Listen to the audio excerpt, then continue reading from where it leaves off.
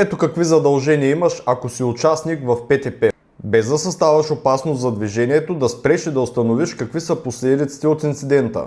Да останеш на място и да изчакаш компетентните органи от служителите на МВР.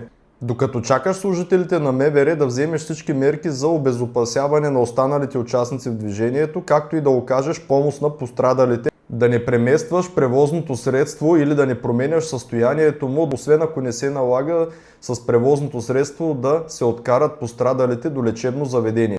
Да се вземат мерки за запазване на следите от ПТП-то до пристигането на компетентните органи, за да могат те да опишат оставените следи на пътното платно.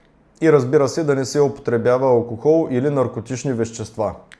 Всеки участник в ПТП-то е длъжен при поискване на друг участник в ПТП-то да предостави данни за самоличността си, както и за задължителната застраховка, гражданска отговорност